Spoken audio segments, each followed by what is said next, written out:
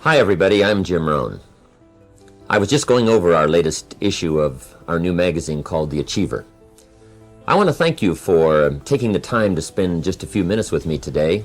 I have a very interesting subject. I call it 5 Simple Steps to Go from Average to Fortune. I've been asked to give it in many places for corporations and companies, and now I have the opportunity to share it with you. It's a pretty big subject for someone like me.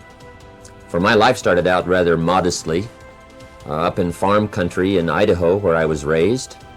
I grew up in this little community of some 4,000 or 5,000 people, and went to high school, graduated, went to college for a year and a half, and then I quit, decided I was smart enough, and got me a job to see if I couldn't make all of my ambitions come true. My parents, I think, gave me a very good foundation, a very good start. I was an only child, so I think they took some extra time with me and got off to a pretty good start. A couple of years after I left school, I found a very beautiful young lady and persuaded her to marry me, and kept making all of those grand promises, as we're inclined to do, that everything was going to work well and that she had made a wise decision. Well, 2 or 3 years after I'd gotten married, it didn't look like my new bride had made such a wise decision, because I'm now starting to struggle. I've got far too much month at the end of the money, if you've ever known what that's like, and I'm wondering what to do. I'm behind on my bills. I'm willing to work hard, that's not my problem, but it isn't going as well as I had thought it would up until that point. I'm struggling, and I'm wondering what to do. Should I go back to school and get some more education? I didn't have any capital to start a business, so all these questions were going through my mind at a time when I needed some answers, how to really become successful and how to turn my life around. Well, at age 25, good fortune came my way. And sometimes it's a little difficult to describe good fortune. Why do unique things happen to you when they do? Part of that's a mystery to me. I really don't know. One of my friends says, well, things don't just happen. They happen just. And maybe that's it. I really don't know. But my good fortune was, at age 25, I met a very remarkable man. His name was Mr. Schoaf, Mr. Earl Schoaf. And he's the gentleman who gave me those last final answers that I had been looking for up until that time. Mr. Schoaf was a very unique gentleman. He was a businessman, an entrepreneur. He had several businesses. And he took a liking to me, and he hired me, and I went to work for him. I spent the next 5 years working for him. And then, unfortunately, at the end of that 5 years, he died. But I did get to spend 5 years with this remarkable man, and he's the gentleman who gave me the answers. He gave me the points and the ideas that helped to really turn my life around. And I will always be grateful for finding someone who took the time to share their information with me. The best thing Mr. Schoaf gave me was not a job. The best thing he gave me was the benefit of his philosophy. And fortunately for me, his philosophy worked for me. I practiced it, I utilized it, and I put it to work. And about 17 years ago, I was living in Beverly Hills. And I was going through all the notes that I'd gathered up during that 5-year period. And the idea came to me, why not share these ideas with other people? I've used them to change my life. Things have worked out well for me. I wonder if others might find them interesting. So I put all of the material together, and 5 years ago gave my first lecture, my first seminar. And ever since then, I've spent more and more of my time lecturing and sharing ideas on how to do better, how to make your life personally, socially, and economically work out better. And especially for the last 6 or 7 years, I've had the opportunity to travel around the world. The seminar's been translated in many languages, and I find myself now spending the biggest share of my time lecturing, sharing ideas, and trying to come up with answers that can make a difference in your life. Let me give you this simple little talk, how to go from average to fortune. There's 5 simple steps. You might like to make a note of them. Here's the first one. Get serious. That's number 1. I don't know any substitute for that. You've really got to get serious. You don't have to be grim, but you must be serious. I know a guy that's got a half a dozen jokes keeping him from becoming wealthy. He's not known as rich. He's known as a joker, which I guess is okay if that's the kind of life you want to live. But it really isn't the best way to live. To go from average to fortune, you must get serious. And you must get serious about two very important things. Number one is setting your goals and where you want to go. Designing the next 5, the next 10 years is so vitally important. What do you want to do economically? Where do you want to go? What do you want to be? What would you like to have? What would you like to share? How much would you like to earn? How far would you like to go? Those are some major questions to ask. And for that all to work out like you want it to for the next 5 or 10 years, in my personal opinion, you've got to get serious. Then you have to get serious about another important subject. And that important subject is called personal development. Personal development is striving hard to become the kind of person that you want to be. And to become the kind of person you want to be, you've got to work at it. 10 years from now, you will surely become someone. The big question is, who? What are you becoming?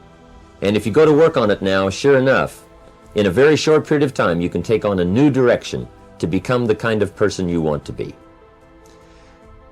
There's a very important question to ask, and the question is, 10 years from now, you will surely arrive.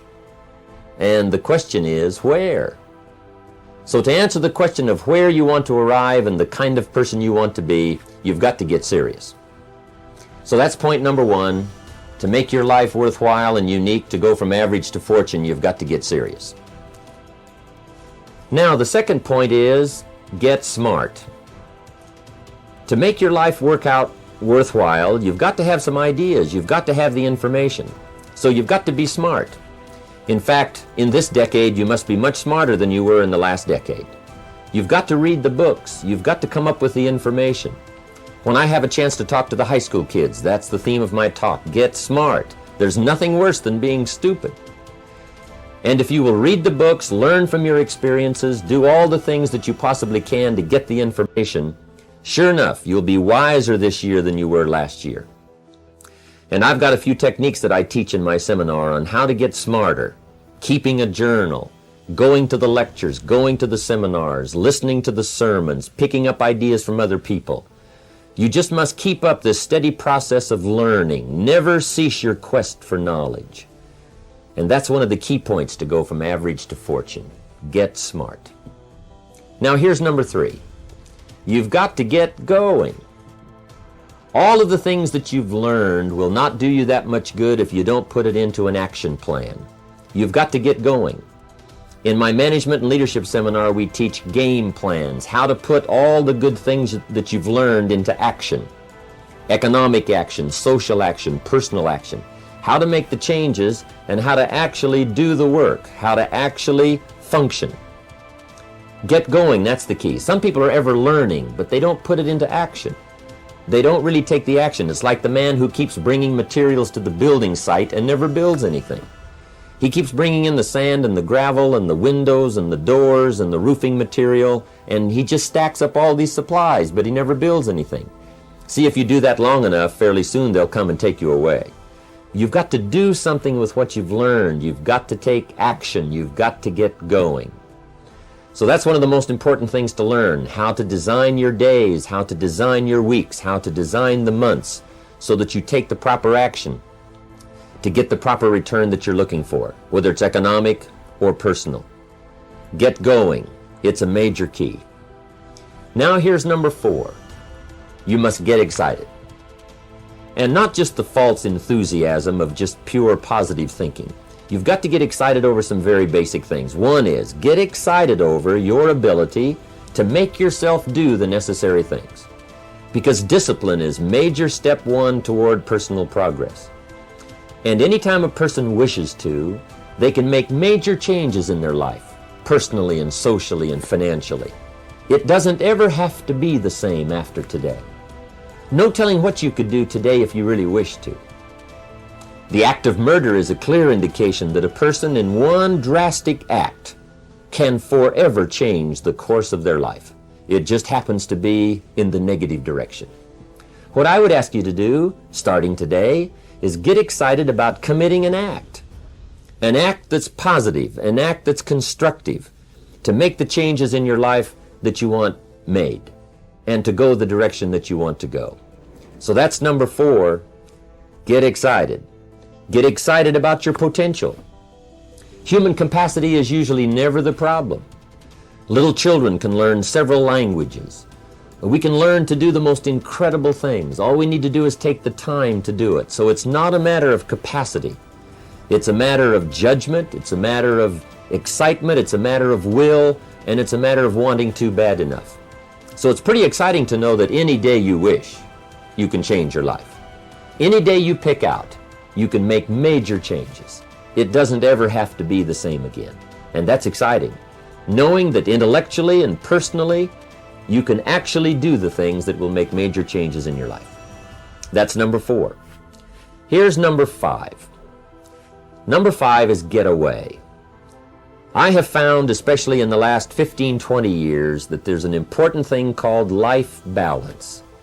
You've got to learn to get away. You must learn to get away and be alone. Learn to get away and reflect. Learn to get away and learn how to live as well as how to earn. How sad it would be to learn how to earn well, but not learn how to live well. You must balance your life. We teach something, especially in my staff, I teach something called lifestyle. Lifestyle is how you learn to live your life. Some people have money, but they don't even know how to spend it. They have time, but they don't know how to spend it. Some people are successful, but they don't know how to spend their success. They don't know what to do with it. They don't get joy from it. Rather, they get animosity. A father takes $5, crushes it, and throws it at his son and says, if you need it that bad, take it. Now, it's the same $5, but instead of dispensing it with joy, he dispenses it with animosity. That's the difference in not knowing how to live. It's called lifestyle. Then you've got to take time to cultivate good friends. You've got to take time to be with your family. You've got to take time to be with the people who are important to you, designing your life in those respects. Get away. Take the time. Reflect on your life. Recharge your batteries. Do some growing away from your enterprise.